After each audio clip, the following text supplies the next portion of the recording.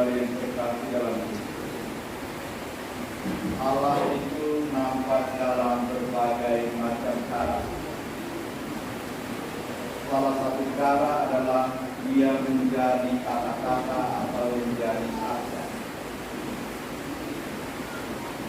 Oleh sabda dia berubah menjadi manusia, dan itulah Tuhan Allah.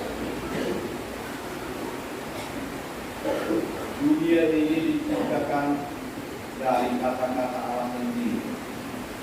Dalam penciptaan sekarang kita dengar dan tahu bahwa Allah bersabda, maka semuanya terjadi. Kata-kata dalam kehidupan itu sesuatu yang sangat penting, karena kata-kata dapat menjelma menjadi perbuatan yang meyakinkan. Cinta suami istri bermula dari kata-kata. Karena ada kata-kata maka ada cinta. Kalau tidak ada kata-kata tidak mungkin orang menikah.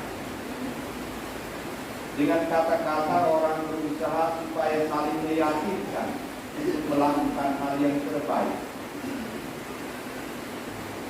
Dalam kehidupan ini komunikasi menjadi penting untuk kita, karena dengan komunikasi segala sesuatu akan diatur dengan sangat baik. Allah hari ini datang dalam bentuk komunikasi. Dia memberitahukan kepada kita supaya kita melakukan hal yang terbaik, hal yang terpuji untuk kehidupan kita. Karena itu dia sabda menjelma menjadi Allah atau menjadi manusia. Untuk itu, maka hari ini kita merayakan hari kelahirannya. Dia yang dahulu adalah sabda, ini menjadi manusia kita.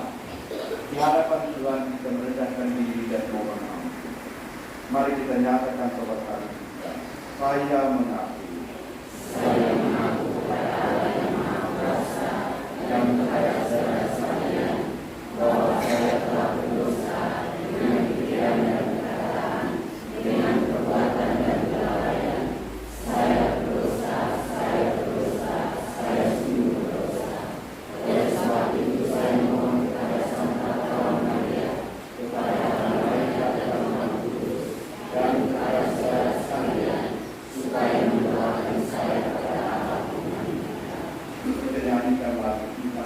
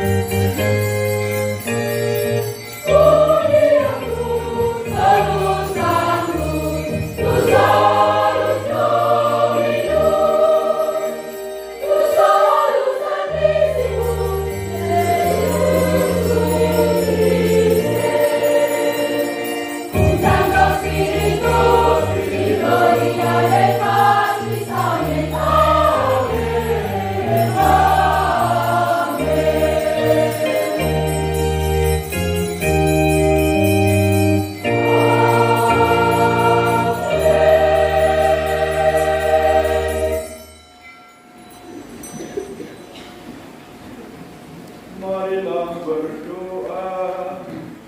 Allah Bapa yang Maha Baik, Engkau telah memperlihatkan kebaikan dan kasih setiamu kepada kami dalam diri Yesus Kristus, Putra-Mu Sang Sabda, yang menjelma menjadi manusia dan tinggal di tengah-tengah kami.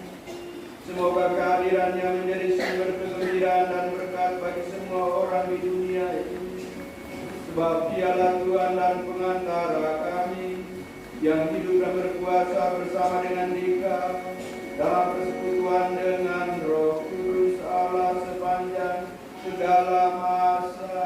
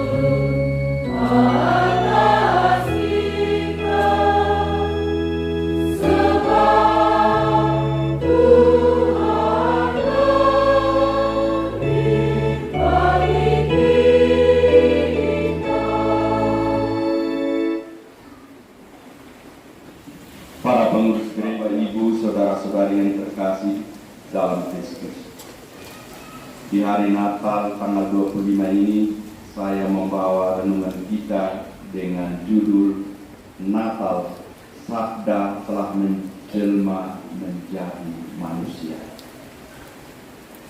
Bapak, Ibu, saudara-saudari yang terkasih dalam Kristus, hari ini hari Natal, suatu peristiwa yang menggemparkan seluruh jagat raya.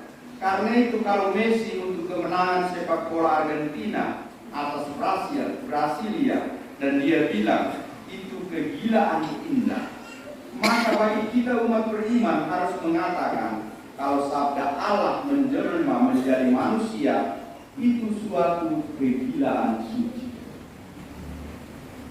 Mengapa sabda Allah menjelma menjadi manusia itu suatu kegilaan suci atau sesuatu yang tidak masuk akal atau nonsens?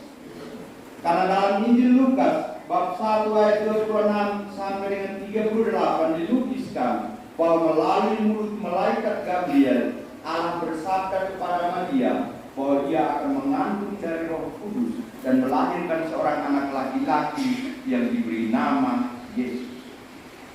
Hal yang mengherankan bagi kita sebagai manusia, yakni Maria masih perawan. Dia seorang gadis yang belum bersuami, tetapi dia bisa mengandung atau hamil lantaran kata-kata Tuhan.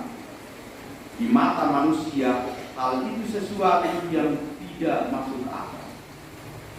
Bukan saja Maria yang masih gadis itu bisa mengandung atau hamil, tetapi Elizabeth yang sudah tua dan telah mati pucuk itu, melalui sabda Tuhan kepada Zakaria suaminya yang memimpin ibadah, Elizabeth pun mengandung dan melahirkan seorang anak laki-laki, dan Zakaria menamakannya Yohanes, atau kita kenal Yohanes Pembaptis. Inilah kegilaan suci. Santo Lukas menulis, bagi Allah tak ada yang mustahil. Bapak Ibu saudara-saudari yang terkasih dalam Kristus, kekuatan sabda Tuhan yang mampu mengubah dari yang tiada menjadi ada ini direnungkan lebih mendalam oleh Santo Yohanes Penginjil. Ia menulis bahwa sabda yang adalah putra Allah itu sudah tinggal bersama Allah Bapa dan ia diutus ke dunia melalui Bunda Maria. Selanjutnya, untuk kepentingan keselamatan dunia, Allah Bapa menjelmakan putranya menjadi manusia dalam rahim Bunda perawan Maria, dan penginjil Yohanes menamakannya terang manusia. Sabda atau terang itu diutus Bapanya untuk diam atau tinggal di antara manusia. Tetapi penginjil mengatakan bahwa dunia atau manusia tidak mengenalnya, bahkan orang-orang kepunyaannya tidak menerimanya. Tetapi bila ada yang menerimanya, ia diberi kuasa menjadi anak-anak Allah. Bapak Ibu saudara-saudari yang terkasih, Natal dalam kaitan dengan wahyu, yakni turunnya Allah ke dunia atau penjelmaan Allah menjadi manusia. Tujuan penjelmaan ini adalah Allah mau menjadi sederajat atau sama seperti manusia kecuali dalam hal dosa. Dengan hidup sederajat atau sama seperti manusia, Putra Allah atau Sang Sabda mau menunjukkan keutamaan-keutamaan ilahi bagi manusia. Dua keutamaan yang ditunjukkan oleh Yohanes Penginjil adalah kasih dan kebenaran. Kasih dan kebenaran dalam kitab suci merupakan keutamaan teologal atau keutamaan Allah. Natal sendiri dalam tata penyelamatan manusia adalah bukti konkret cinta kasih Allah tak terbagi kepada manusia. Tentang kasih, Tuhan mengatakan, kasihlah Tuhan Allahmu dengan segenap hatimu, dengan segenap jiwamu, dan dengan segenap akal budimu. Kasihlah sesamamu manusia seperti dirimu sendiri. Matius bab 23 ayat 37 sampai 39. Sedangkan Santo Yohanes Penginjil tentang kasih, ia menulis, inilah perintahku supaya kamu saling mengasihi seperti aku telah mengasihi kamu.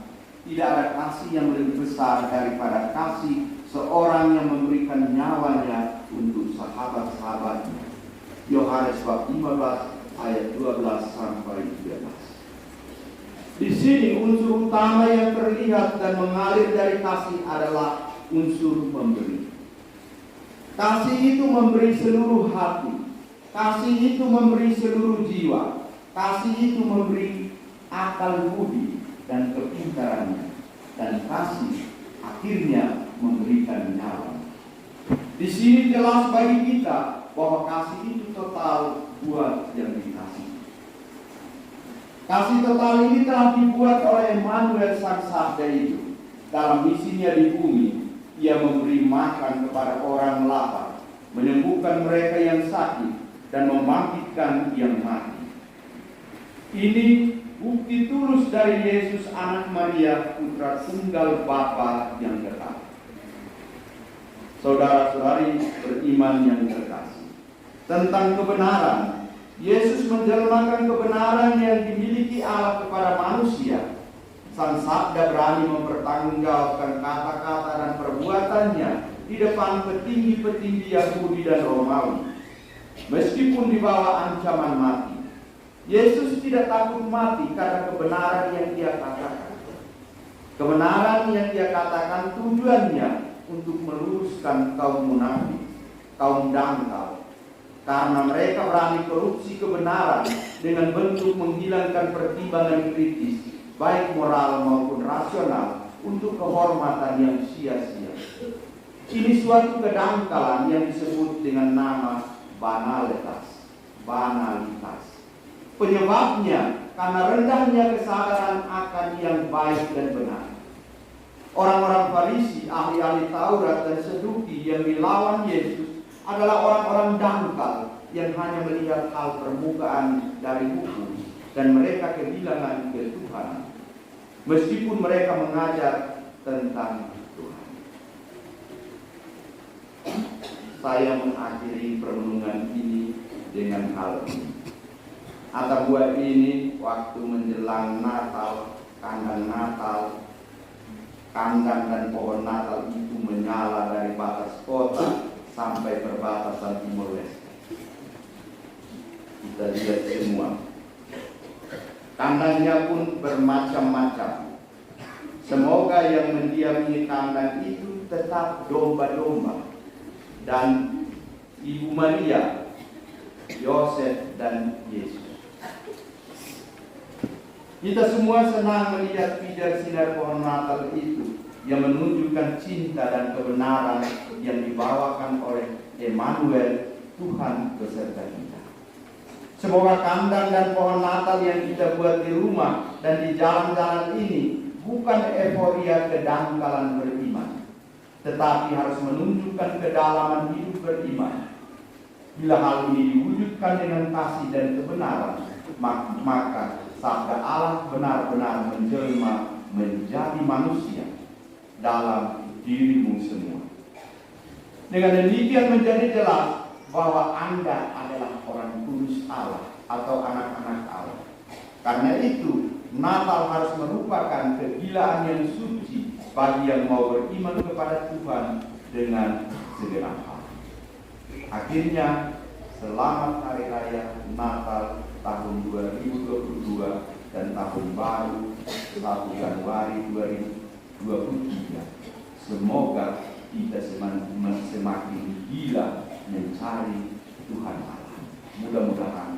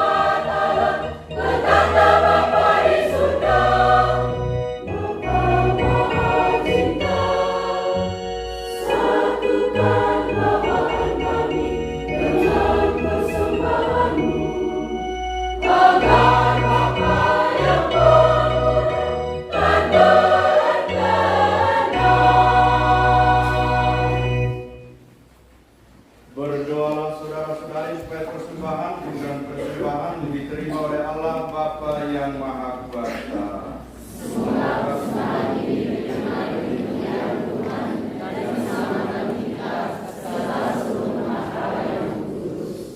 Allah Bapa yang Maha Murah dan Maha Pengasih, di hari Natal yang bahagia ini, kami Kau perkenankan untuk mengambil bagian dalam sabda-Mu.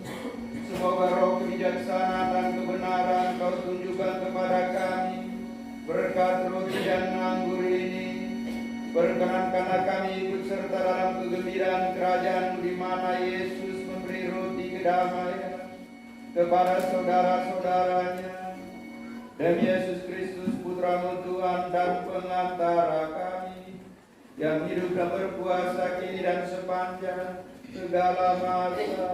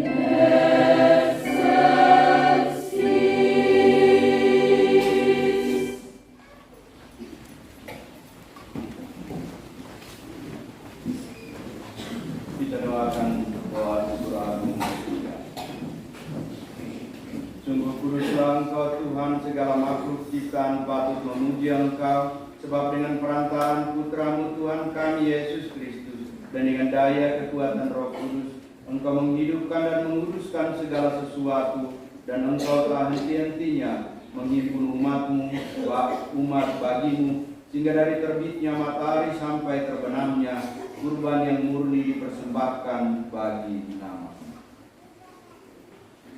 Maka kami mohon dengan rendah hati kepadamu, Tuhan, supaya Engkau berkenan menguruskan dengan roh-Mu persembahan ini yang kami bawakan kepadamu, agar menjadi tubuh dan darah Putra-Mu Tuhan kami, Yesus Kristus, yang menghendaki kami merayakan misteri ini.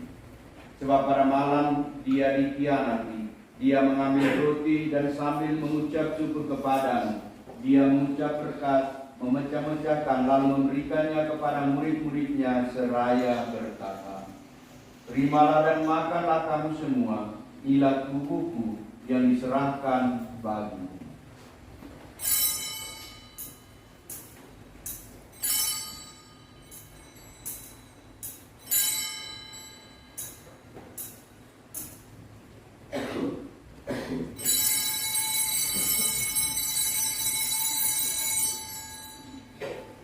Demikian pula sesudah perjamuan dia mengambil piala, dan sambil mengucap syukur kepadamu dia memberkati dan memberikannya kepada murid-muridnya seraya berkata, terimalah dan minumlah kamu semua, inilah piala darahku, darah perjanjian baru dan kekal, yang ditumpahkan bagimu dan bagi semua orang demi pengampunan dosa. Lakukanlah ini sebagai kenangan akan aku.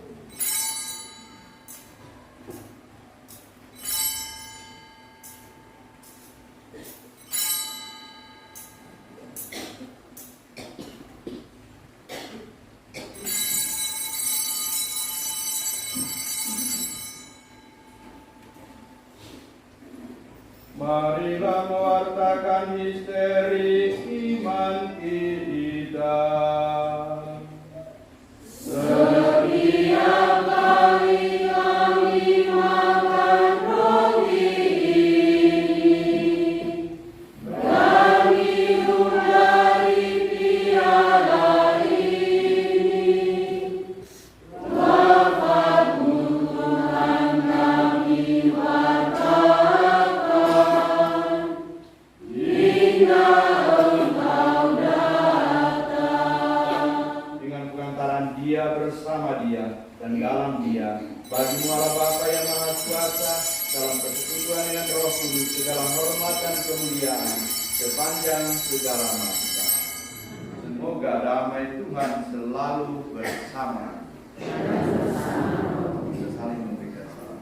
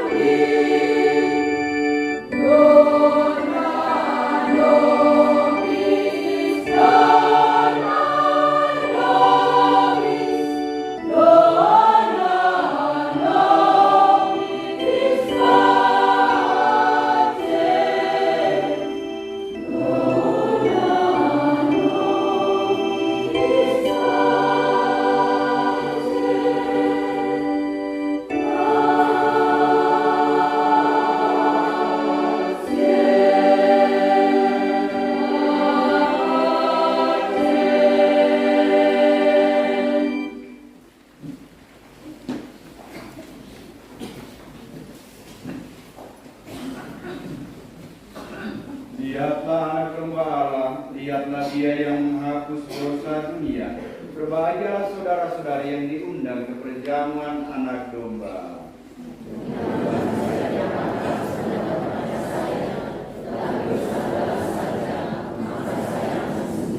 Semoga tubuh dan darah Kristus melindungi kita sampai kehidupan kekal.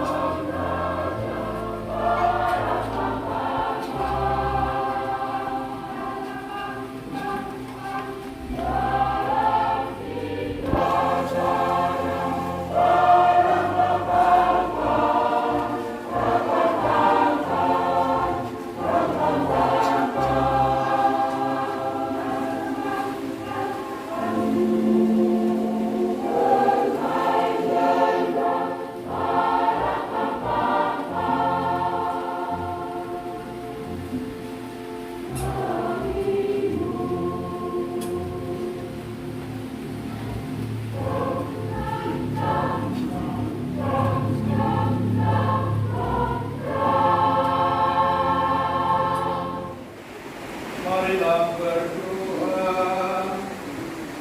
Allah Bapa pencipta langit dan bumi, dengan perantaraan sabdamu segala sesuatu kau ciptakan, dan lewat sabdamu kami selalu diperbarui kepada kehidupan sejati. Kami mohon, jampilah kami selalu dalam setiap sisi pengalaman hidup kami.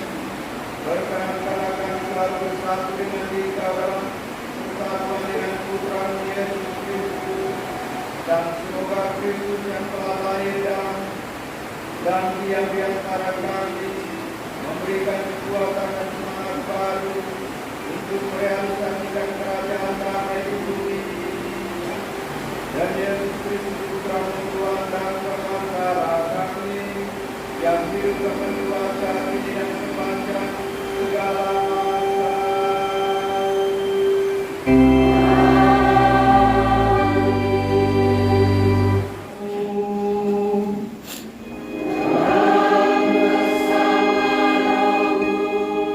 Semoga Allah menumbuhkan keyakinan iman yang disumbuhkannya dalam hati saudara.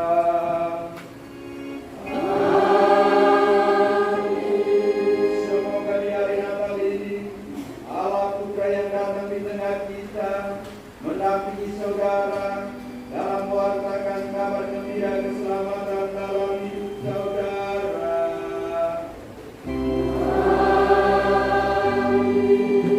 Semoga Allah Roh Kudus memberi semangat untuk tekun mengikuti bimbingan Kristus dan mengusahakan damai bahagia bagi saudara.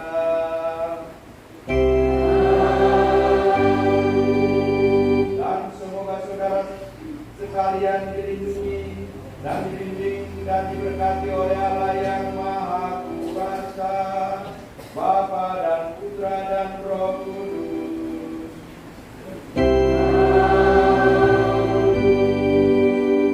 Saudara-saudara terkasih, pergilah, misa sudah selesai. Sekali lagi selamat hari Natal, damai untuk kita semua.